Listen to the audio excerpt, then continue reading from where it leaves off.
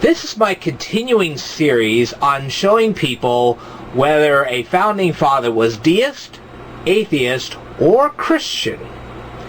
And this time we're going to cover William Samuel Johnson.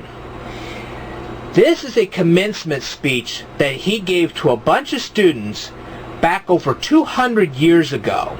All right? And the speech reads as follows.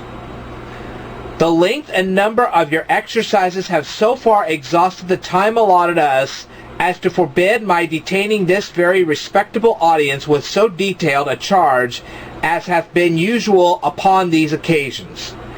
And from the specimens you have given of your own improvement and qualifications, I trust it will be thought quite unnecessary. I shall therefore only, in very few words, remind you of a principle which you have been well instructed in, that all your duties incumbent upon us in life result immediately and necessarily from the situations and relations in which we are placed, and are therefore all founded in reason and truth. This is a principle of very great importance, utility, and extent in directing our conduct. Let me then entreat you upon all occasions to consider well your own situations and your relations, and always to endeavor to conduct according to them. If you do this, you will seldom err. You this day, gentlemen, assume new characters, enter into new relations, and consequently incur new duties. You have, by the favor of Providence and the attention of friends, received a public education, the purpose whereof hath been to qualify you the better to serve your Creator and your country. Notice the word Creator. We're going to get back to that in just a second. You have this day invited this audience to witness the progress you have made, the literacy honors conferred upon you, and the qualifications with which you are dismissed to take your stations in society.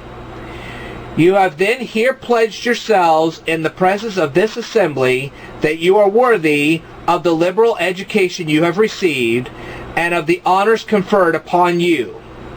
Thus you assume the character of scholars, of men, and of citizens, great and important characters demanding various and exalted duties. Go then, gentlemen, and exercise them with diligence, fidelity, and zeal. Fulfill the expectations your friends have a right to form of you, and the demands which your country hath upon you. Your first great duties, you are sensible, are those you owe to heaven, to your Creator and Redeemer. Again, notice the fact he said Creator. Let those be ever present to your minds and exemplified in your lives and conduct. Imprint deep upon your minds the principles of piety towards God and a reverence of fear in His holy name. The fear of God is the beginning of wisdom. This is a direct quote from Proverbs chapter 1, verse 7. And its consummation is everlasting felicity. Possess yourselves of just and elevated notions of the divine Creator, attributes, and administration, and of the end and dignity of your own immortal nature as it stands related to Him. Reflect deeply and often upon those relations. Remember that it is in God you live and move and have your being. That in the language of David, He is about your bed and about your path and spieth out all your ways. That there is not a thought in your hearts nor word upon your tongues, but lo, He knoweth them all together, and that He will one day call you to a strict account for all your conduct in this mortal life. Remember too that you are the redeemed of the Lord, that you are bought with a price. A direct quote from 1 Corinthians chapter 6, verse 20. Even the inestimable price of the precious blood of the Son of God. A direct reference to Jesus. Adore Jehovah, therefore, as your God and your judge. Love, fear, and serve him as your creator. Again, using the word creator. Redeemer and sanctifier. Acquaint yourselves with him in his word and holy ordinances. Make him your friend and protector, and your felicity is secured both here and hereafter. And with respect to particular duties to him, it is your happiness that you are well assured that he best serves his Maker, who does most good to his country and to mankind. After reading this, there are two things we can no longer doubt.